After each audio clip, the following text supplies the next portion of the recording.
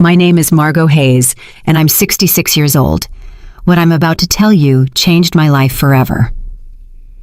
The funeral for my husband, Ernest, was the quietest day of my existence. There, beside his grave, I received a message from an unknown number that sent a chill through me. "I'm alive. That's not me in the casket," I replied, my hands trembling. "Who are you?" The response took my breath away. "I can't say. They're watching. Don't trust our sons." That moment tore my soul in two. My world crumbled when I saw Charles and Henry, my own sons, standing by the casket with strangely calm expressions. Something was wrong. Their tears seemed forced, their hugs as cold as ice. For 42 years, Ernest had been my partner, my refuge, my reason for living. I met him when I was 24 in the small town of Spring Creek. We grew up on the same dusty back roads, sharing modest dreams. I cleaned houses to support my sick mother, while Ernest repaired bicycles in a small shop he inherited from his father. We were poor, but we were happy. We had something money couldn't buy. Real love. I remember the first time he spoke to me. It was a Tuesday morning. I was walking toward the market in my faded green dress and worn-out shoes. He stepped out of his shop with grease-stained hands and smiled at me with a shyness that made me fall in love with him instantly. "Good morning, Margot," he said in a soft voice. "Need me to check out your bike?" I didn't own a bike, but I came up with an excuse just to talk to him. That conversation turned into dates under the big old oak tree in Town Square Park, then into promises of eternal love, and finally, into a simple wedding full of hope. The first few years were hard. We lived in a 2-bedroom house with a tin roof. When it rained, we'd set out pots all over the house to catch the leaks. But we were happy. Ernest worked from sunup to sundown in his shop, and I sewed clothes for the women in town. When Charles was born, I thought my heart would burst with happiness. He was a beautiful baby with his father's big eyes and my smile. 2 years later, Henry arrived, just as perfect. I raised them with all the love in the world, sacrificing my own needs for theirs. Ernest was a wonderful father. He'd take them fishing in the river on Sundays, teach them to fix things with their hands, and tell them stories before bed. I fed them, dressed them, and comforted them when they cried. We were a close family, or so I believed. As they grew up, things started to change. Charles, the oldest, was always ambitious. From a young age, he'd ask why we lived so modestly, why we didn't have a car like other families. Henry followed his lead in everything, as he always had. When Charles turned 18, Ernest offered him a job at the shop, but he rejected it with contempt. "I don't want to get my hands dirty like you, Dad. I'm going to be someone important." Those words hurt Ernest deeply, though he never said it to me. I'd see him sitting on the porch at night, staring at the stars with a look of sadness. His son had rejected not only his work, but his entire way of life. The years passed, and to my surprise, Charles managed to make a name for himself in the business world. He got a job at a real estate company in the city. Henry followed soon after. They both started making money, far more than Ernest and I had ever seen. At first, I was so proud. My sons had achieved what we never could, escaping poverty and building a better life. But little by little, that joy turned into sadness. Visits became less frequent, and phone calls grew shorter. When they did come, they arrived in expensive cars, dressed in fancy suits, talking about investments and properties. They'd look at us with a strange mix of pity and shame. "Mom," Charles said to me during one of their sporadic visits, "you and Dad should move somewhere better. This house is falling apart." He was right. But that house held all our memories. It was where we'd raised our sons, where we'd shared thousands of meals, where we'd grown old together. It wasn't fancy, but it was our home. Ernest, always wise, would tell me, "Margot, money has changed our boys. We aren't enough for them anymore." I resisted believing it. I kept justifying their absences, their brief calls, their broken promises. "They're busy building their lives," I'd tell myself. "Someday they'll be the loving boys we raised again." But in my heart, I knew Ernest was right. We had lost our sons long before I lost my husband. I just didn't know to what extent we had become strangers to them. The most drastic change came when Charles married Jasmine Albright, a woman from the city who never hid her disdain for our simple lifestyle. The first time he brought her home, she arrived in high heels that sank into the dirt of our porch and an elegant red dress that looked more expensive than everything I had ever owned. "Nice to meet you," she said with a forced smile, barely extending the tips of her fingers to greet me. Her eyes scanned our humble home with an expression I couldn't decipher, but that made me feel small. During dinner, Jasmine barely touched the food I had prepared with so much love. She moved the meatloaf around on her plate and cut tiny pieces of chicken, but she ate almost nothing. Charles seemed nervous, constantly apologizing for things he had never been ashamed of before. "Next time, we'll take them out to a restaurant," he whispered to Jasmine, thinking I couldn't hear. But I heard him. Every word pierced my heart like a knife. Henry, for his part, remained single, but adopted the same distant attitude as his brother. His visits were limited to special occasions, and even then, he always seemed to be in a hurry to leave. He was constantly on his phone, closing deals even during our conversations. "Mom, I have to go," he'd always say before it was time. "I have an important meeting early tomorrow." Family Sundays became a distant memory. Christmases grew cold and formal. My sons would bring expensive gifts we didn't need. They'd stay for 2 or 3 hours and then leave with evident relief. Ernest and I grew old alone, comforting each other. He continued to work in his shop, though his hands no longer had the same strength. I continued with my sewing, but my eyes weren't the same. We made do with our small income, proud not to ask for anything from our successful sons. "Do you know what the saddest part is, Margot?" Ernest said to me one night as we drank coffee on the porch. "It's not that they have money. It's that the money has made them believe we aren't important anymore." He was right, as always. My sons hadn't just changed financially. They had changed in their hearts. We were no longer their beloved parents. We were an uncomfortable reminder of a past they wanted to forget. Things got worse when Charles bought a $200,000 house in an exclusive neighborhood in the city. Henry did the same soon after, investing in a luxury condo that cost $150,000. Suddenly, our sons were owners of fortunes we couldn't even imagine. "You should sell this house and move into a retirement community," Jasmine suggested during one of her rare visits. "There are some very nice places for people your age. You'd be more comfortable." The word community hit me like a slap. A retirement community. After 40 years of building our home, after raising these sons with so much love, they wanted to send us to a home. "We don't need a home," Ernest replied with the dignity that always characterized him. "We're fine here in our house." But I saw the expression on Charles and Henry's faces. They supported Jasmine's idea. To them, we were a burden, a problem to be solved in the most convenient way. It was then that the more direct suggestions began. Charles arrived one day with papers in his hand, documents he had prepared without consulting us. "Dad, Mom," he said with that fake smile he had perfected, "I've been thinking about your future.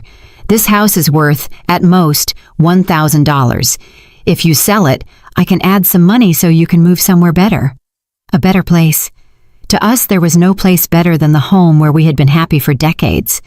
But Charles didn't understand that.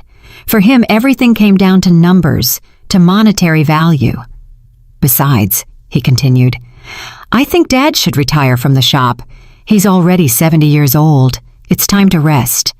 Ernest looked at him with infinite sadness. "Son, working isn't a burden for me. It's what keeps me alive, what gives meaning to my days." "But you could get hurt," Henry insisted, backing up his brother as he always did. "At your age, an accident would be very dangerous."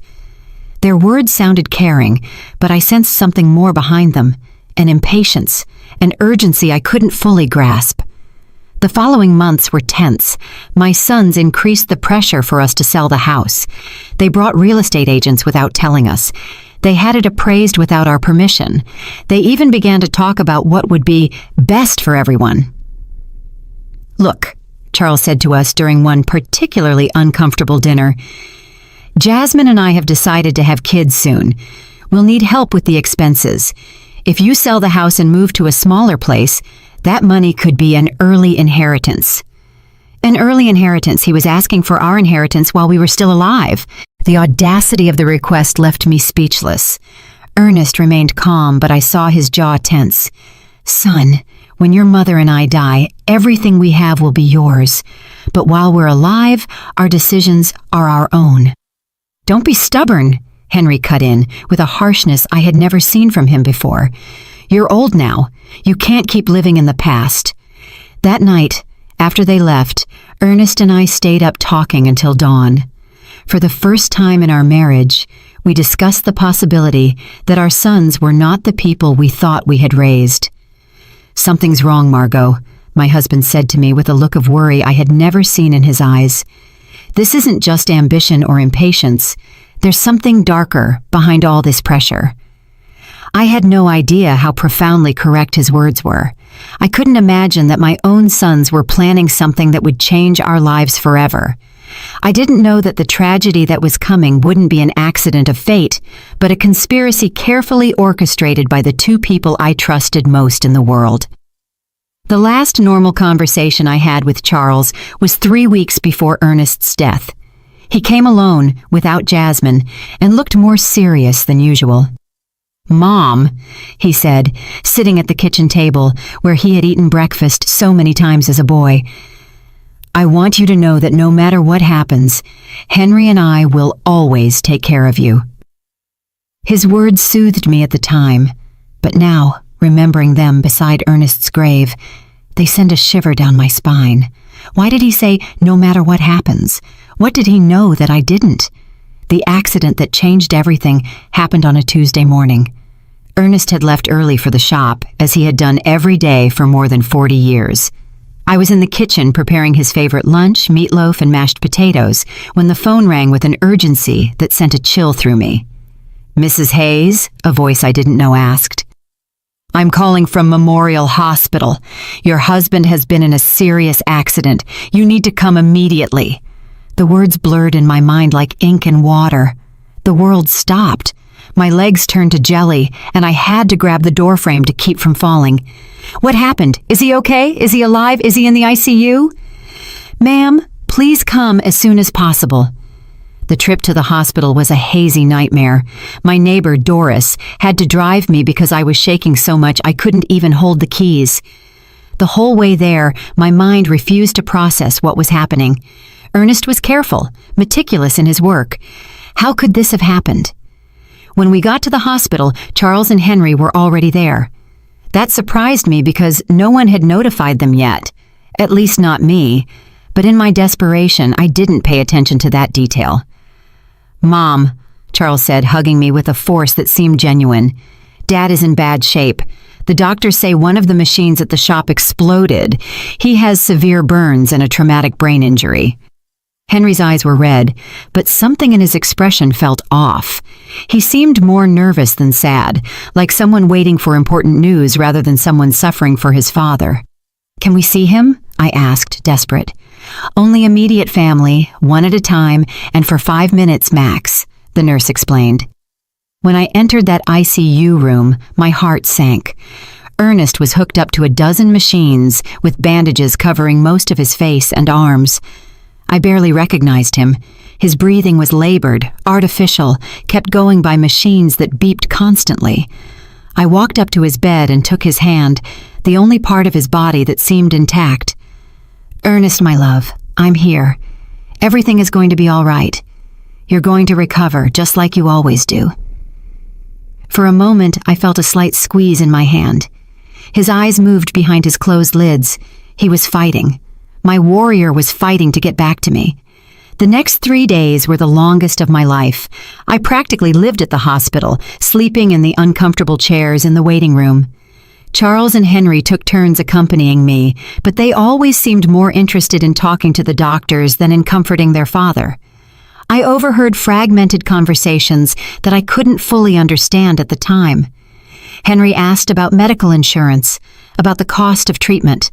Charles was on the phone talking about life insurance policies and beneficiaries. Mom, Charles said to me on the second day, we reviewed Dad's insurance. He has a life insurance policy for $50,000. There's also a workers' comp policy that could cover up to $75,000 more. Why was he talking to me about money when Ernest was still fighting for his life? Why was he worried about insurance instead of his father's recovery? I don't care about the money, I responded harshly. I just want your dad to get better. Of course, Mom, he said, but I saw something in his eyes that I didn't like. A coldness, a calculator working while his father lay dying. On the third day, the doctors gave us the most devastating news of my life. Dr. Patterson, an older man with a compassionate expression, gathered us in a small office. Mrs. Hayes, he began softly, your husband's condition is critical. The burns have become infected, and the head trauma is more severe than we initially thought. We have to be realistic about his chances. What does that mean? I asked, though my heart already knew the answer. It means we need to prepare for the worst. Your husband is in an induced coma. We could keep him alive indefinitely, but his quality of life, well, it's highly unlikely he will ever regain consciousness. My world fell apart around me. 42 years of marriage, an entire life built together, and now they were telling me it was all fading away like smoke. We want to try everything, I said through sobs, no matter the cost, no matter how long it takes. But Charles exchanged a look with Henry that deeply unsettled me.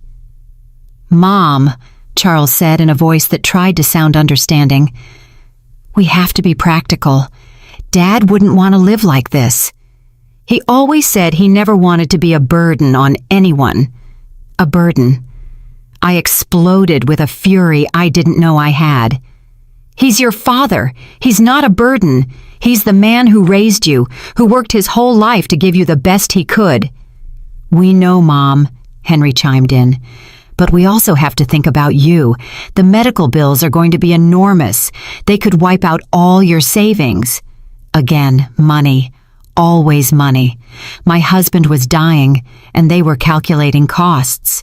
That night, alone in the hospital room, I took Ernest's hand and spoke to him as if he could hear me. My love, I don't know what to do. The doctors say there's no hope, but I can't let you go. I can't imagine my life without you. It was then that something happened that still gives me goosebumps. His fingers moved slightly, squeezing mine with a force that was almost imperceptible. His lips moved as if he were trying to say something, but no sound came out. I called for the nurses, desperate. He's reacting! He's trying to talk! But by the time they arrived, Ernest had returned to his previous state. The nurse checked the monitors and shook her head. Sometimes there are involuntary muscle spasms, ma'am. It doesn't mean he's conscious. But I knew what I had felt. Ernest had tried to communicate with me. He had fought to tell me something important. 2 days later, in the early hours of Friday morning, the machine alarms went off. Lights flashed.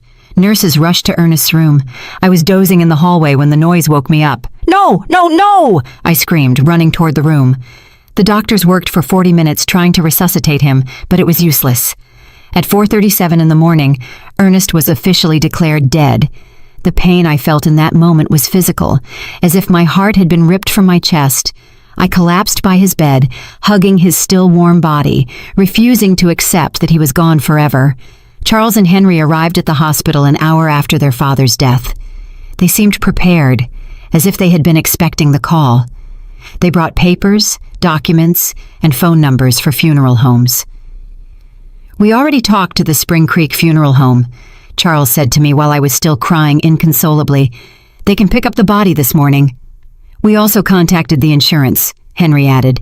The claim process is already underway. How could they be so efficient, so organized, so cold just an hour after losing their father? Something was wrong, but my grief was so intense that I couldn't think clearly. The funeral was scheduled for the following Monday. Charles took care of all the arrangements without really consulting me. He chose the simplest casket, the shortest service, as if he wanted to get it all over with as quickly as possible. It's what Dad would have wanted, he said when I complained about not being included in the decisions. Something simple without a fuss. But Ernest deserved better than this indecent rush to bury him and forget. The day of the funeral arrived, cloudy and cold, as if the sky itself were crying for Ernest. I wore my only black dress, the same one I had worn for my mother's funeral years ago. My hands were shaking so much that Doris had to help me button the small buttons on the back. "Be strong, Margot," my dear friend whispered as she carefully combed my hair. "Ernest would want to see you strong." But I didn't feel strong. I felt empty, like a shell without a soul. 42 years of marriage can't be buried so easily. Every object in the house reminded me of him. His coffee mug on the table, his tools on the porch, his pillow that still held his scent. When we got to the cemetery, I was surprised by how few people had attended. I expected to see more of Ernest's co-workers from the shop, more neighbors, more acquaintances. But it was only Charles, Henry, Jasmine, Doris, me, and the pastor. For a man who had lived 70 years in the same town, who had helped so many people, the funeral seemed strangely empty. "Where are the guys from the shop?" I asked Charles. "We didn't want to bother anyone," he replied quickly. "Dad was a private person. He would have preferred something intimate." But that wasn't true. Ernest loved his community. He cared about his neighbors. He would have wanted them to come say goodbye. Why had Charles decided to make everything so secretive, so rushed? During the service, I watched my sons with a strange emotional detachment. Charles had a solemn expression, appropriate for the occasion, but his eyes constantly darted toward his watch. Henry seemed restless, as if he had more important things to do. Jasmine discreetly checked her phone behind her black veil. This was how they were saying goodbye to their father, with impatience and distractions. The pastor spoke about eternal life, about well-deserved rest, about reuniting with God. His words felt hollow in my shattered heart. I didn't want Ernest to rest in peace. I wanted him to come home with me, for us to keep growing old together, for us to keep drinking coffee on the porch every evening. When it was time to throw dirt on the casket, my legs refused to hold me up. Doris had to support me as I sobbed uncontrollably. The sound of the dirt hitting the wood was final, conclusive, hopeless. It was at that exact moment, standing by my husband's grave, that my phone vibrated. A text message from an unknown number. "I'm alive. That's not me in the casket." My heart stopped. The letters danced in front of my eyes as if I were hallucinating. I was losing my mind from the grief. With trembling hands, I replied, "Who are you?" The answer came immediately. "I can't say. They're watching. Don't trust our sons." The phone fell from my hands as if it were burning. Doris bent down to pick it up, but I stopped her abruptly. I couldn't let anyone else see those messages, not until I understood what was happening. "Are you okay, Mom?" Charles asked, approaching with a worried expression. I stared at him, trying to find some clue on his face. His eyes seemed sincere, but now every gesture, every word, every expression felt suspicious. "I'm fine," I lied, putting the phone in my purse. "I just need to go home." On the way back, I couldn't get those messages out of my head. Was it possible that someone was playing a cruel joke at the worst moment of my life? Or was there really a possibility that Ernest was alive? But if he was alive, who had we buried? And if he wasn't alive, who knew enough details about our lives to write something so specific about our sons? That night, alone in my house, which now felt like a tomb, I reviewed every detail of the last few days. Ernest's accident had been strange from the beginning. According to Charles, a machine had exploded in the shop. But Ernest knew every screw and wire in that place. He was meticulous about maintenance, obsessive about safety. Plus, how had my sons gotten to the hospital so quickly if no one had notified them? The hospital had called me first. I was the emergency contact. How did they know about the accident before I did? And then there was the money. From day one, Charles and Henry had talked about insurance, policies, and beneficiaries, as if they had been waiting for this moment, preparing for it. I decided to check Ernest's papers. In his old wooden desk, he kept all his important documents in a metal box. Insurance policies, the deed to the house, shop documents, everything was there. I found the $50,000 life insurance policy that Charles had mentioned. But there was something I didn't remember. The policy had been updated just 6 months earlier, increasing the coverage from $5,000 to $50,000. Why had Ernest increased his life insurance? He had never mentioned that change to me, and more importantly, who had suggested he do it? I kept looking and found something even more disturbing. A workers' comp policy that I didn't know about, purchased just 2 months before his death. $5,000 in case of accidental death on the job. $15,000 in total.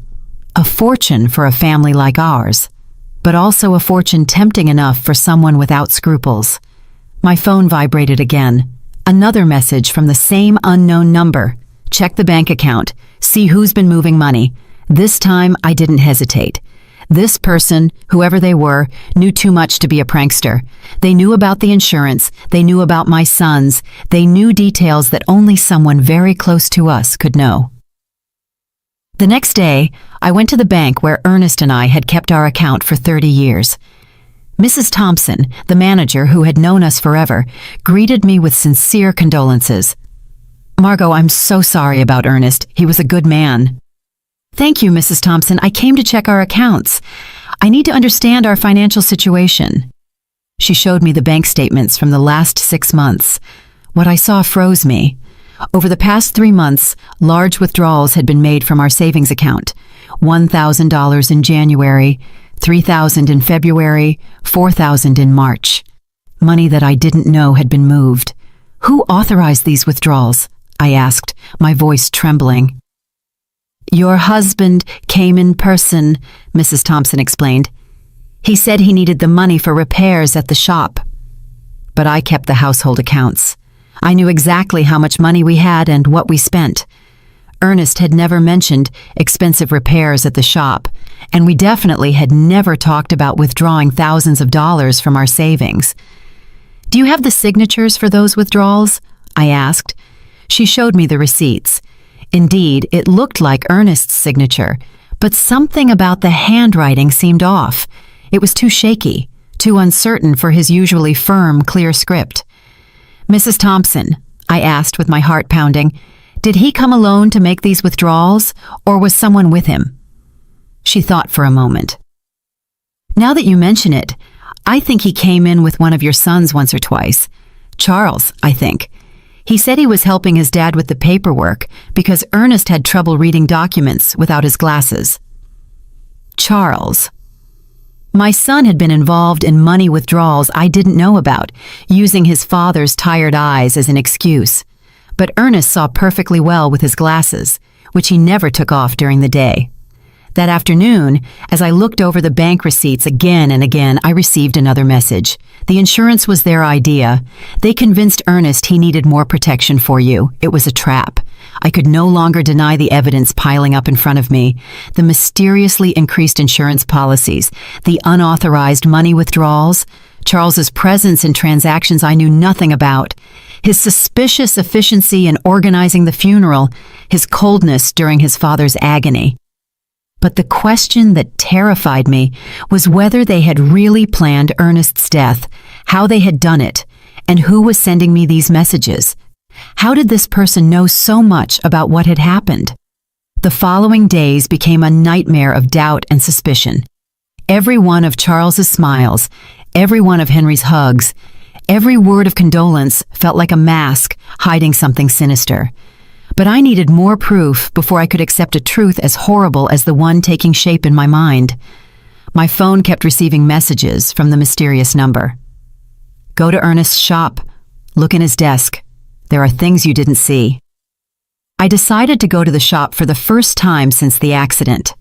Charles had said a machine had exploded, but when I got there, I found something completely different from what I expected. The shop was strangely clean, too clean to have been the scene of an explosion. There were no burn marks on the walls, no debris, no signs of the destruction that such a serious accident should have caused. "Where is the machine that exploded?" I asked out loud.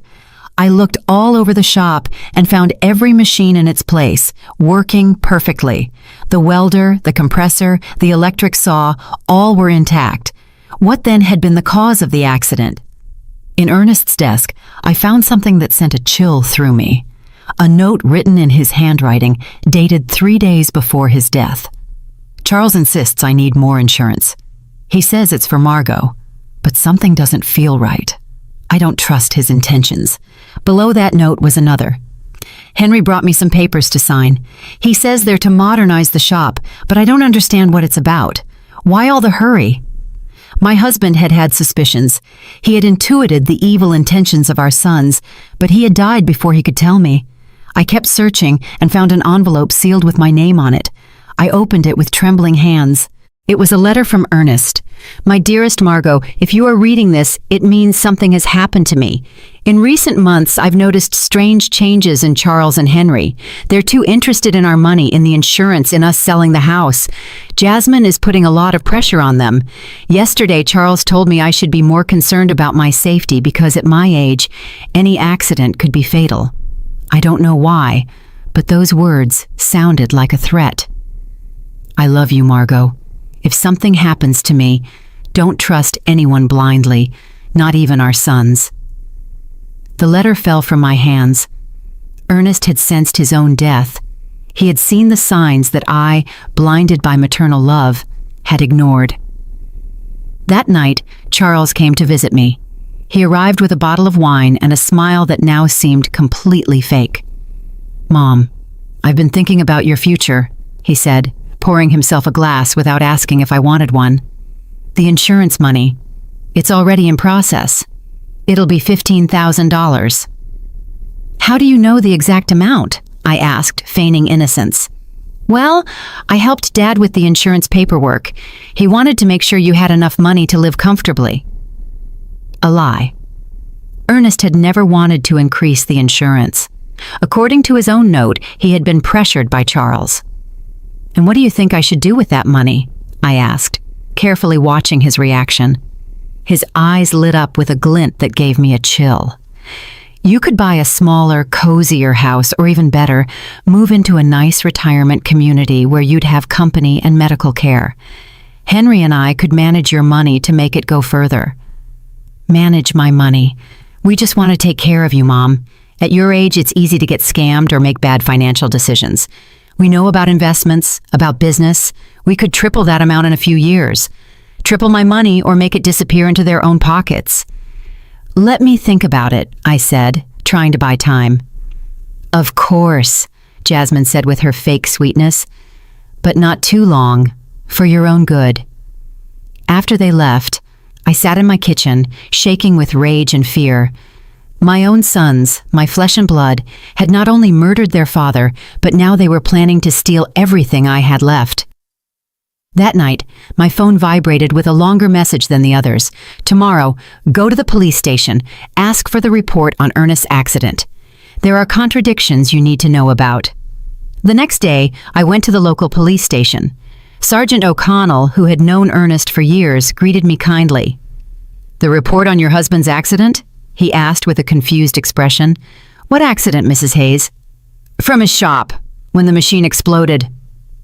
The sergeant checked his files and shook his head. "We don't have any report of an explosion at Ernest's shop here. In fact, we don't have any report of a work accident involving your husband." I felt the world sway under my feet. But my son said it was an accident at the shop. That's why he was in the hospital." "Mrs. Hayes, your husband arrived at the hospital on Tuesday morning, but not from a work accident. According to the medical report I have here, he arrived unconscious with symptoms of poisoning." Poisoning. The doctors found traces of methanol in his blood, a quantity sufficient to cause blindness, brain damage, and eventually death. The hospital should have informed you of this. Poisoning. It hadn't been an explosion. It hadn't been a work accident. Someone had deliberately poisoned my husband. "Why didn't anyone tell me this?" I asked, my voice breaking. The immediate family who signed the hospital papers requested that the information be kept confidential to avoid unnecessary speculation. They said you were too emotionally fragile to handle the technical details. The immediate family. Charles and Henry had hidden the true cause of Ernest's condition, invented the story of the explosion, and manipulated everyone, including me, to cover up a murder. "Mrs. Hayes," the sergeant continued. If you suspect the circumstances of your husband's death, we could open a formal investigation. I had more than suspicions. I was certain that my own sons had murdered their father for money. That afternoon, Henry came home with a bouquet of flowers and the same fake smile as Charles. "How are you, Mom? You look tired." "I'm fine," I lied, observing his every gesture from a new perspective. "I'm just thinking about the future." "That's good. Charles and I have been talking. We think you should sell the house soon while it's fresh on the real estate market." "Why the rush?" "Well, old houses lose value quickly, and you need liquidity. Funeral expenses, pending medical bills, more lies." The funeral had been cheap, almost insultingly so, and there were no pending medical bills because the hospital insurance had covered them. "Henry," I said, looking him directly in the eyes, "you knew your dad didn't die from a work accident." For a fraction of a second, I saw panic in his expression, but he recovered quickly. "What are you talking about, Mom?" "I went to the police station. There's no report of an explosion at your dad's shop." This time the panic was more evident. "Mom, you shouldn't be doing things like that. They'll confuse you. The grief is getting to you." "The grief is getting to me, or you've been lying to me." He got up abruptly, spilling the coffee I had poured for him. "I think you need to rest. We'll talk when you're calmer." He left quickly, but not before making a phone call from the porch. Although I couldn't hear the words, the tone was urgent, worried. That night, I received the most revealing message yet. "They're coming together tomorrow. They're going to try to convince you that you're crazy, that grief is making you imagine things. Don't believe them, and don't take anything they offer you to eat or drink." The mysterious message's prediction came true exactly as it had warned. The next day, Charles and Henry arrived together at my house, accompanied by Jasmine. They had expressions of exaggerated concern and a bag of pastries from the downtown bakery. "Mom, we're so worried about you," Charles began in a sugary voice. "The neighbors have told us you've been acting strange. Doris says you've been talking to yourself, that you aren't eating well." Doris had never said that. It was just another lie in their growing collection. "Jasmine brought your favorite pastries," Henry added, pointing to the bag. "And we made special coffee from that brand you like so much." I remembered the message's words. "Don't take anything they offer you to eat or drink." It was possible that they were planning to poison me too, just as they had Ernest. "Thank you, but I already had breakfast," I said, keeping my distance. "But Mom," Jasmine insisted with a smile that didn't reach her eyes, "you need to eat properly. You've lost a lot of weight since Dad Ernest died." "I'm fine," I repeated firmly. Charles exchanged a significant look with Henry. It was the same look they had shared at the hospital when the doctor gave us Ernest's prognosis. "Mom," Charles said, sitting closer to me, "we want to talk to you about something important. Henry and I have been consulting with some doctors about your recent behavior." "My behavior?" "Yes. The strange questions you've been asking, the visits to the police station, that obsession with irrelevant details about Dad. It's normal after such a great loss, but it can be dangerous if it's not treated." Henry nodded gravely. "We spoke to Dr. Albright. He says it's common for older people to develop paranoia after losing a partner, especially women your age." Paranoia. They were accusing me of being crazy for uncovering their lies. "I am not paranoid," I said with all the firmness I could muster. "I'm just asking questions I should have asked from the beginning." "What questions?" Charles challenged me. "Like why there's no police report for your father's supposed accident. Like why the shop is perfectly clean if there was an explosion. Like why you withdrew $5,000 from our account without telling me anything." The silence that followed was deafening. The three of them exchanged looks of thinly disguised panic. "Mom," Henry finally said, "those things have simple explanations.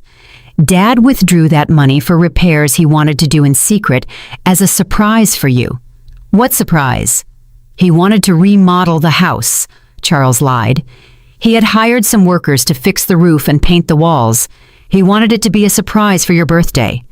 If that were true, where were the workers? Where were the materials? Why did no one in town know about this supposed remodeling? And about the police report, Charles continued, not all work accidents require a report, especially when they happen on private property. More lies. Sergeant O'Connell had been very clear. Any work accident with serious injuries requires an official report. Mom, Jasmine intervened with a sweet but condescending voice, we just want to take care of you. That's why we thought it would be best if you moved to a place with specialized medical attention. A home. A specialized care home, Charles corrected, for people who are going through complicated grief. They have psychologists, nurses, activities to keep you busy. And in the meantime, Henry added, we can take care of selling the house, managing the insurance money, all those complicated things you shouldn't have to handle in your current state. There it was, the complete plan. Declare me mentally incompetent, put me in a home, and take control of all my money. First, they had murdered Ernest for the insurance money, and now they wanted to steal from me too. And what if I refuse? I asked them. Why would you refuse? Charles asked with a smile that sent a chill through me. We just want what's best for you. Because this is my house. This is where I built my life with Ernest. This is where I raised you. Mom, Henry said with an exaggerated sigh, you can't live in the past forever. Dad is gone. You have to accept it and move on. I have accepted it, but that doesn't mean I'm going to give away my life and my money. The mask of concern began to crack on my sons' faces. Charles got up abruptly. All right, if you won't listen to reason, we'll have to take more drastic measures. What does that mean? It means we can start a legal process to have you declared mentally incompetent. We have witnesses to your erratic behavior. We have testimony from doctors who confirm you're suffering from senile paranoia. Doctors? What doctors? I hadn't spoken to any doctors about my mental state. Dr. Albright already signed a preliminary report, Henry added. He says that based on our descriptions of your behavior, it's likely you need specialized care. A doctor who had never examined me had signed a report about my mental state based only on what my sons had told him. How much had it cost them to buy that false evaluation?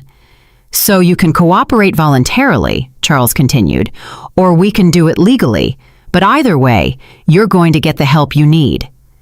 It was a direct threat. If I didn't hand over my money voluntarily, they would use the legal system to steal it from me.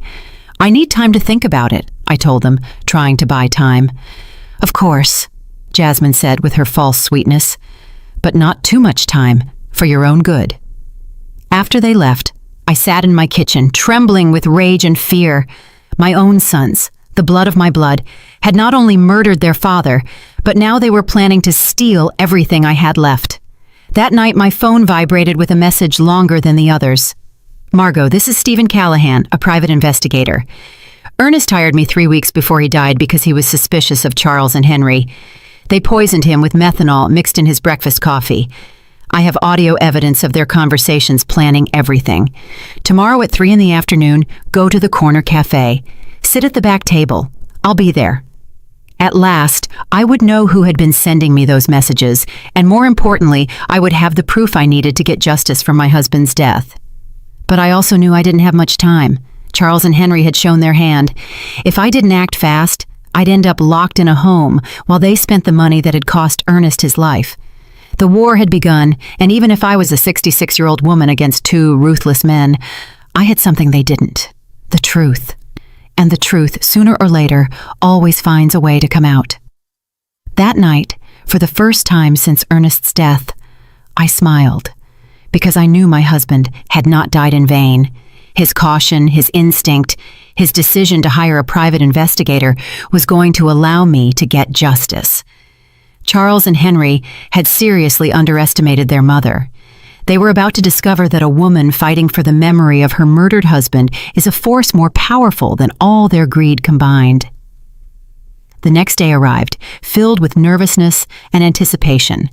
I dressed carefully, choosing my most serious purple dress, the one I wore for important occasions. If I was going to meet the man who could give me the answers I needed, I wanted to be prepared for any revelation.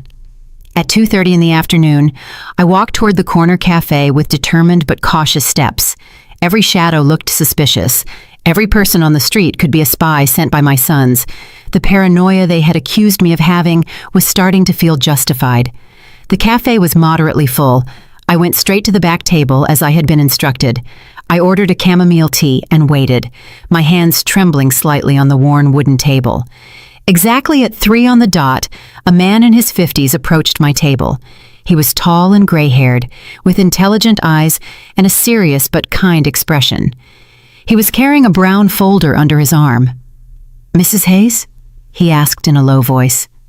I nodded, not yet trusting my voice. "I'm Stephen Callahan. I'm so sorry for your loss." Ernest was a good man. He sat down across from me and placed the folder on the table. "Before I show you what I have, I need you to know that what you're about to hear and see is going to be very painful. Are you ready?" "I've been getting ready since I received your first message," I replied, with a firmness I didn't know I had. Stephen opened the folder and took out a small voice recorder. "Ernest came to see me a month ago. He was worried about his son's behavior. He hired me to investigate them discreetly." He pressed the play button. Ernest's voice, so familiar and dear, filled the small space between us. "Stephen, I need you to know that if something happens to me, it won't be an accident. Charles and Henry have been pressuring me to increase my life insurance. Yesterday, Charles brought me papers he said were to better protect Margot. But when I read them, I realized there were also clauses that directly benefited them. My heart sped up. Hearing Ernest's voice was like having him back for a few minutes, but his words confirmed my worst suspicions. The recording continued. "Henry has been asking strange questions about my daily routine, what I eat for breakfast, what time I leave the house, if Margot comes to the shop with me. He says it's out of concern, but something about the way he asks worries me." Stephen paused the recording.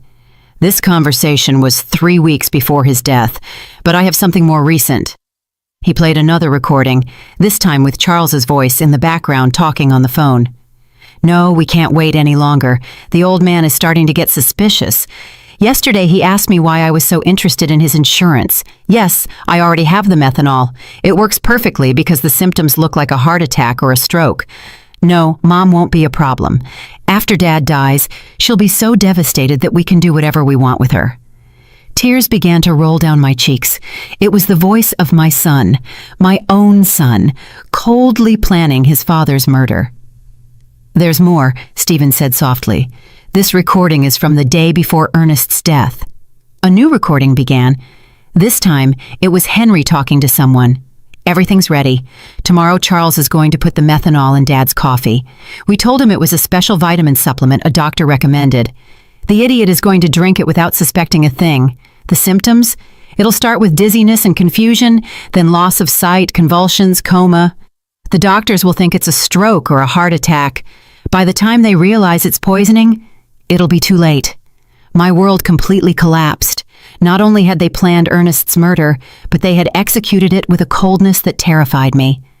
How was it possible that my sons, the babies I had nursed, the boys I had comforted through their nightmares, were capable of something so monstrous? "How did you get these recordings?" I asked through my sobs. "Ernest had asked me to put listening devices in your house," Stephen explained. He was afraid, but he didn't know exactly what of. "We placed them on the home phone and in some other strategic spots." He took out a series of photographs from the folder. "I also have this. Charles buying methanol at a hardware store 30 miles from town. He paid with cash and used a fake name, but I have it on video." The photographs clearly showed Charles leaving a hardware store with a small bottle in his hands. The date on the photos was 5 days before Ernest's death. "And this," Stephen continued, showing me more documents. "These are Charles and Henry's financial records from the last 6 months. They've been spending a lot more money than their incomes justify. Charles owes $70,000 to a lender in the city. Henry has gambling debts for $40,000. They were desperate." It all started to make sense. It wasn't just greed that had motivated Ernest's murder. It was financial desperation. My sons were ruined and saw their father as a source of easy, fast money. "Why didn't you go to the police immediately after Ernest's death?" I asked him. "Because Charles and Henry are very smart. They bribed the doctor who attended to Ernest at the hospital to change the official diagnosis. Instead of poisoning, the death certificate says heart failure due to complications from a work accident. Without that medical evidence, my recordings might not have been enough for a conviction. But now we have all the evidence together," I said, feeling a mix of pain and determination. "Exactly. And there's one more thing you need to know." My blood ran cold. "What?" "Your sons were planning to kill you too." Stephen played one last recording, this time with Charles and Henry's voices together. "Once we have Dad's insurance money, we need to get rid of Mom too," Charles said. "We can't risk her getting suspicious or anyone else putting ideas in her head." "How?" Henry asked. "The same as with Dad, but this time we can make it look like a suicide from depression. A widow who can't live without her husband. Nobody would question it. And the money? We're her only heirs. Everything would be ours. The house, the savings, the insurance money, almost $200,000 in total." The recording stopped. I was shaking uncontrollably.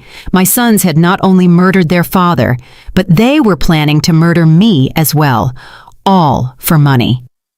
"Mrs. Hayes," Stephen said gently, "I know this is devastating, but we have enough evidence to make them pay for what they did. What do we do now?" I asked, wiping my tears.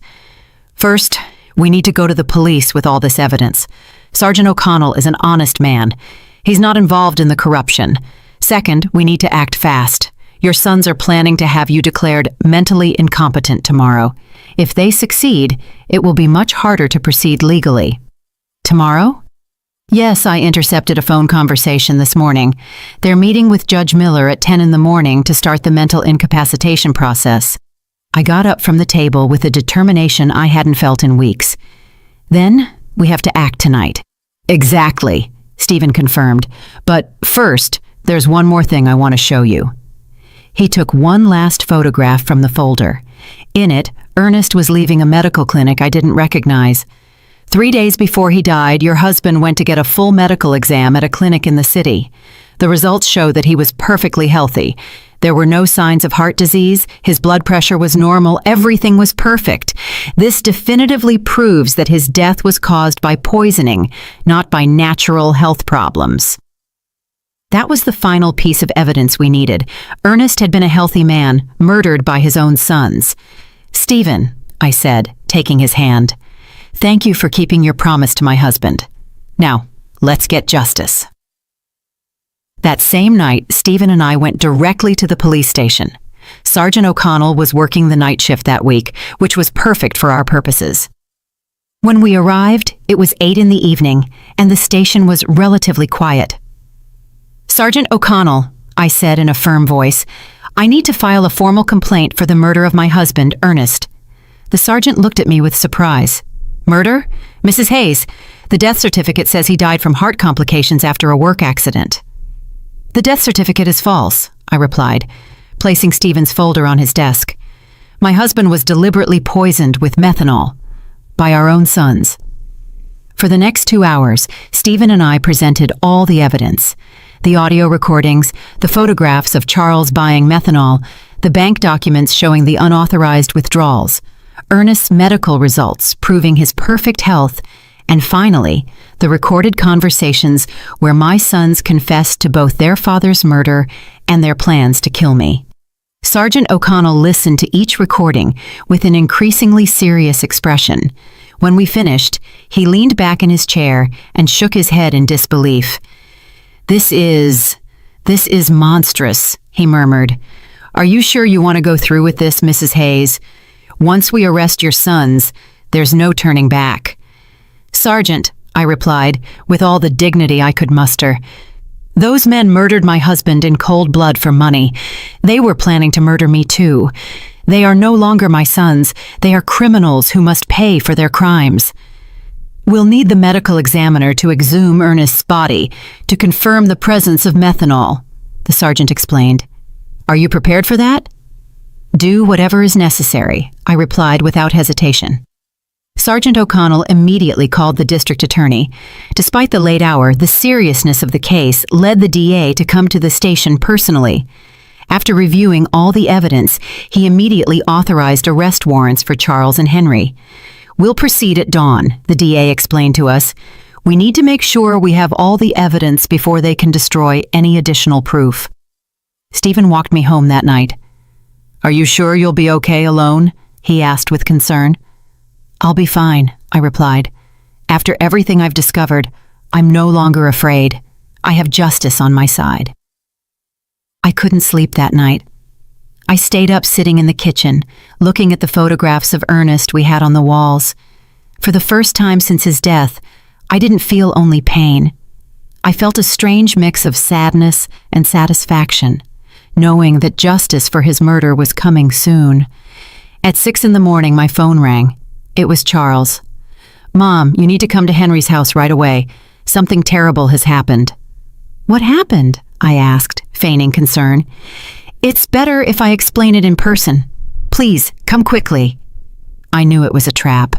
After hearing the recordings the night before, I knew they were planning to move up their plans to get rid of me.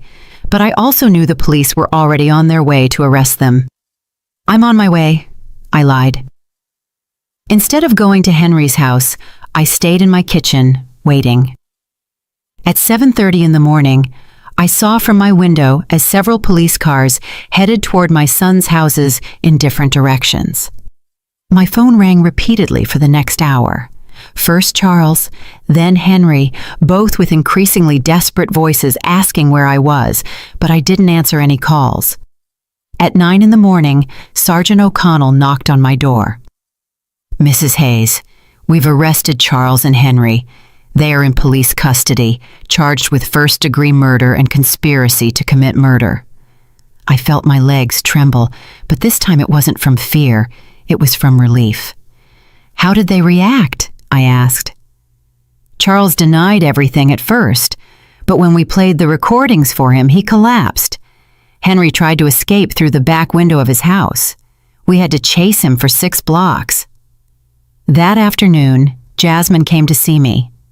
She arrived sobbing, pleading, completely different from the cold, calculating woman I had known. Mrs. Hayes, please, you have to drop the charges against Charles. He's not bad. He was just desperate because of his debts. This is my fault too. I pressured him a lot to find money. I looked at her without a trace of compassion. Jasmine, your husband poisoned my husband. He was planning to murder me too. There is no explanation or justification for that. But we're family, she screamed in desperation. Think about what this is going to do to the family. The family died the day you decided to kill Ernest for money, I replied coldly. Now please, leave my house. 3 days later, the exhumation of Ernest's body was carried out. The lab results confirmed exactly what Stephen had discovered: lethal levels of methanol in his system, enough to cause all the symptoms he had experienced before his death. The case became a sensation throughout the town. No one could believe that 2 sons had murdered their own father for money. The local newspapers called it the cruelest crime of the decade. Over the following weeks, more details came to light during the investigation. Charles really owed $7,000 to illegal lenders who had started threatening him with violence. Henry had lost $5,000 in underground gambling dens and was also facing threats.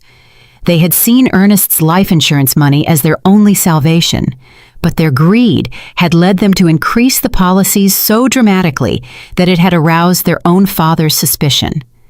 We also discovered that the doctor who had falsified the death certificate had received $5,000 in cash from Charles. He was also arrested for obstructing justice and falsifying official documents. Stephen explained all the details of the plan Ernest had made with him.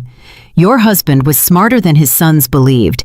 He knew something bad was coming, but he didn't know exactly what. He hired me not only to investigate Charles and Henry, but also to protect you if something happened to him. Did he know they were going to kill him? I asked. Not exactly, Stephen said, But he suspected his life was in danger. That's why we installed the recording devices. That's why we documented everything. He wanted to make sure that if something happened to him, the truth would come to light. My Ernest, even in his final days, had been protecting me.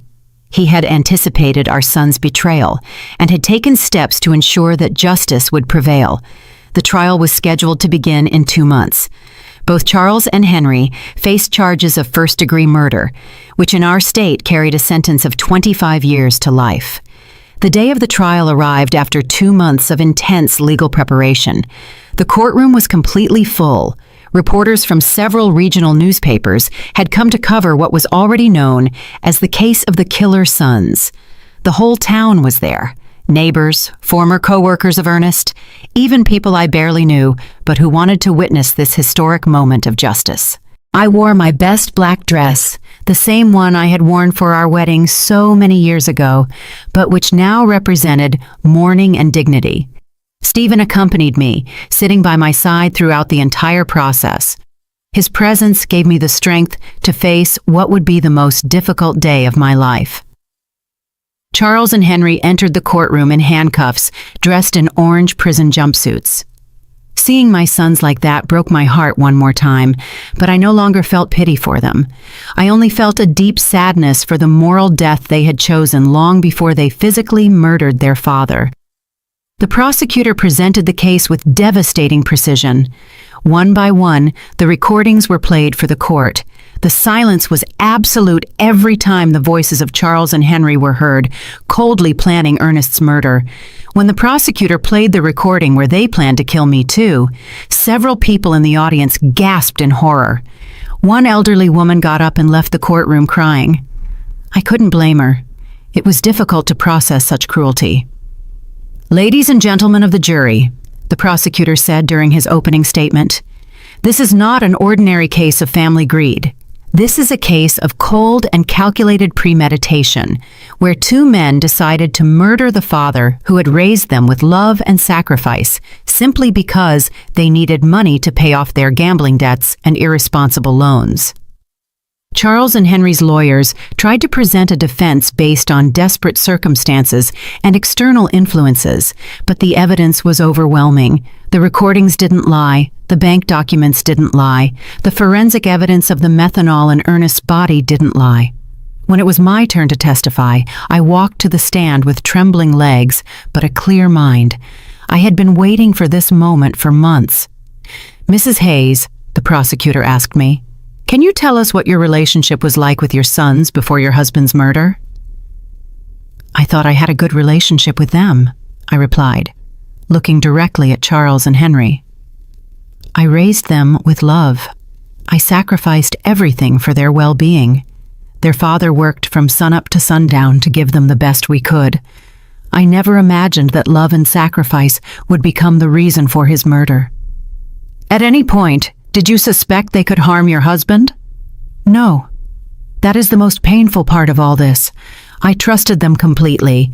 When they told me Ernest had an accident at his shop, I believed them. When they organized the funeral so quickly, I thought they were being efficient in their grief. I never imagined they were covering up a murder." Charles lowered his head during my testimony. Henry looked at me defiantly, but I saw tears in his eyes. Too late for tears. Too late for regret. The most dramatic moment of the trial came when the prosecutor decided to play the full recording of the conversation where they planned my own murder.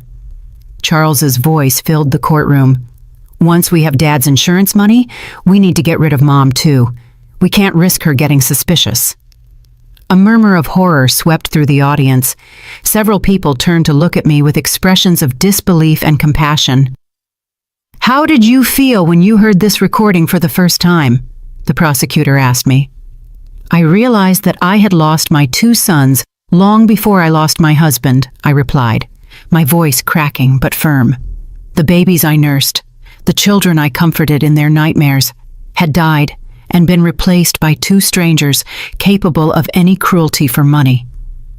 The defense tried to cross-examine me. suggesting that maybe I had misinterpreted my son's intentions, that maybe the grief had made me exaggerate the evidence, but the recordings spoke for themselves. Stephen also testified, explaining in detail how Ernest had hired him because he was afraid of his own sons. He described every step of the investigation, every piece of evidence collected, every recorded moment that revealed the truth. The medical examiner presented the results of the exhumation, confirming the lethal presence of methanol in Ernest's body. He explained how this poison acts slowly, causing exactly the symptoms my husband had experienced before he died. After 3 days of devastating testimony, the closing arguments arrived. The prosecutor was crushing. Charles and Henry are not victims of circumstances. They are predators who saw their own parents as financial obstacles that had to be eliminated. They planned, executed, and covered up Ernest's murder and were planning to do the same to Margot. They don't deserve compassion. They deserve justice. The jury deliberated for 6 hours. When they returned, the silence in the courtroom was absolute. I could hear the beating of my own heart as the judge read the verdict. In the case of the state versus Charles Hayes and Henry Hayes on the charge of first-degree murder of Ernest Hayes, we find the defendants guilty. The courtroom erupted in murmurs and exclamations. Charles collapsed in his chair, finally comprehending the magnitude of what he had done. Henry remained rigid, staring straight ahead with no expression. On the charge of conspiracy to commit murder against Margot Hayes, we find the defendants guilty. The judge proceeded immediately to the sentencing. Charles Hayes and Henry Hayes, for the premeditated murder of your father and the conspiracy to murder your mother, I sentence you to life in prison without the possibility of parole for 30 years. When I heard those words, I felt a gigantic weight lift from my shoulders. Justice. Finally, there was justice for Ernest.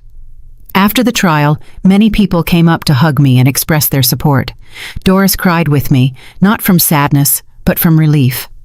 "Margot, Ernest can rest in peace now," she whispered to me. That night, I returned to my house, which now felt different. It was no longer a place of pain and betrayal. It was my home again, the place where Ernest and I had been happy for 42 years. Stephen came to visit me a week after the trial. "How do you feel?" he asked me. "At peace," I answered honestly. "For the first time since Ernest's death, I sleep soundly. I know he is resting because his death did not go unpunished. And the money, the insurance, the savings? I donated the life insurance money to a foundation for victims of family crimes," I explained. "That money was stained with blood. I could never have used it. My personal savings are enough to live modestly for the rest of my days." 6 months after the trial, I received a letter in prison mail. It was from Charles. "Mom, I know I don't deserve your forgiveness, but I need you to know that I regret everything. The money, the debts, the desperation.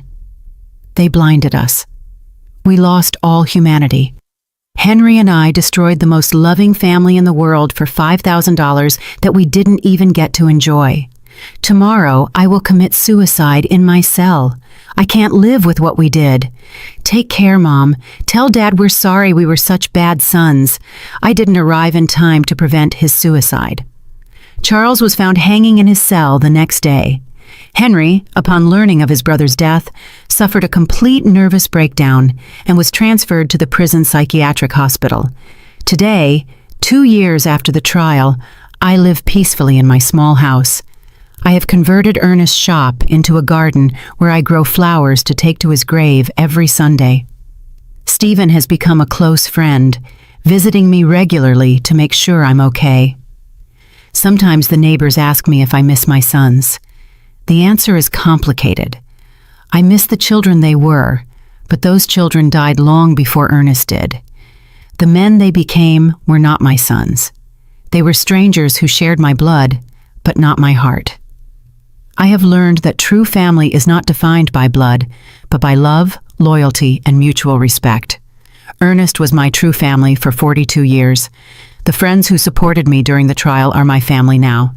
Justice did not bring Ernest back, but it gave me peace.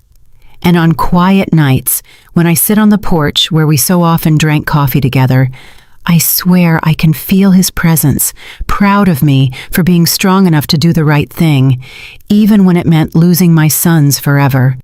5 years have passed since that terrible day in the cemetery when I received the first message that changed my life forever.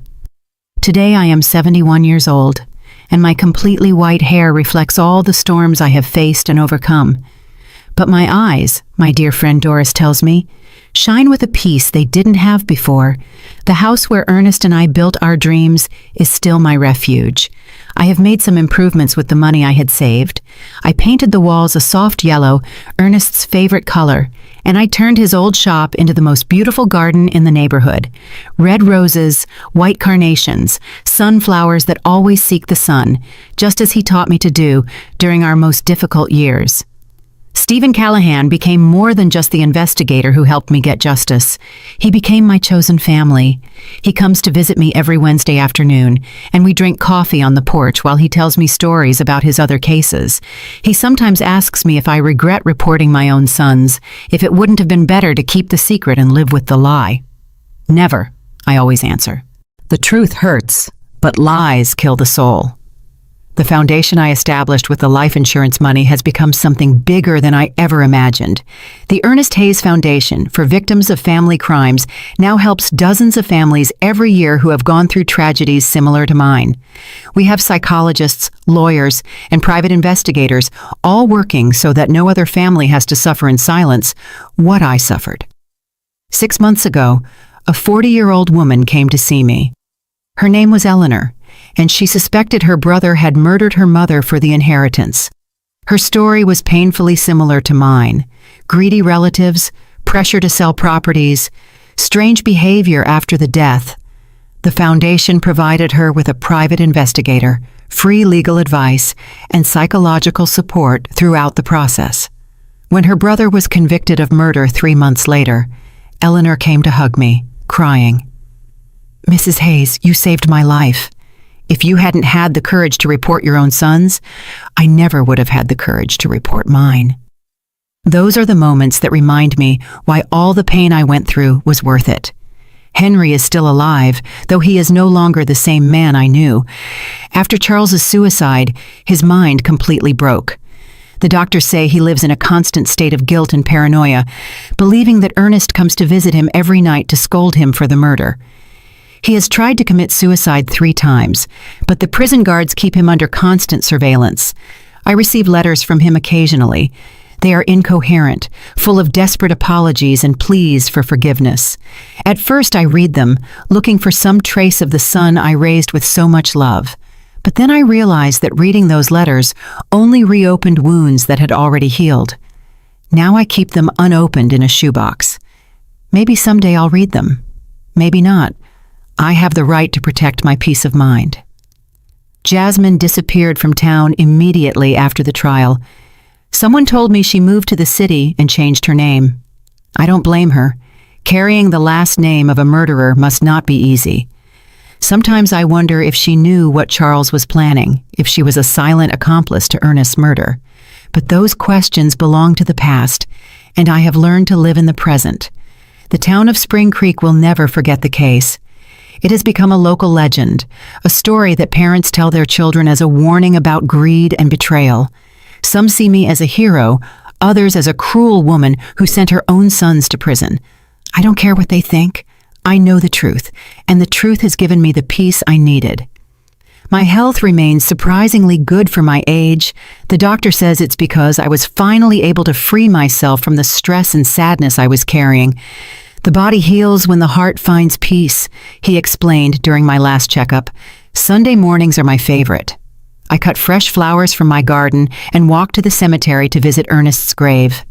His headstone now has an inscription that I had engraved after the trial.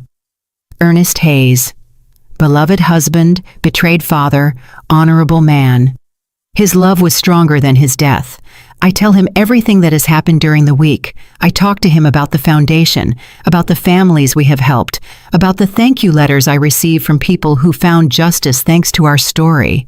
I swear I can feel his approval in the wind that moves the leaves of the nearby trees. "Do you know what's strangest, my love?" I said during my last visit. "I no longer feel pain when I think of Charles and Henry. I only feel pity. Pity because they had all the love in the world and they chose hate. They had a family that adored them and they chose betrayal. They had the opportunity to be honorable men like you and they chose to be murderers." Last week, a reporter from the city came to interview me for a documentary about family crimes. She asked me if there was anything I wanted to say to other people who might be going through similar situations.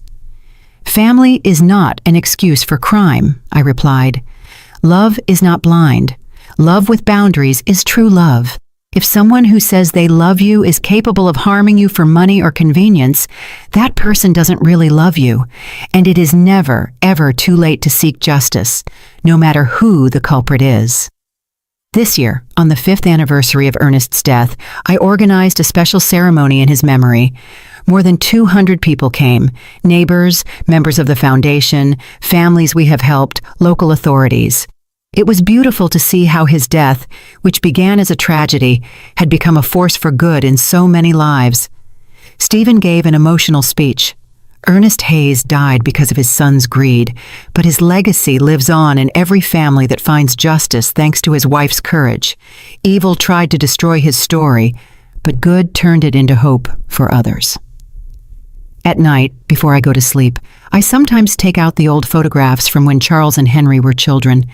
I see them playing in the yard, hugging their father, laughing with me on past Christmases.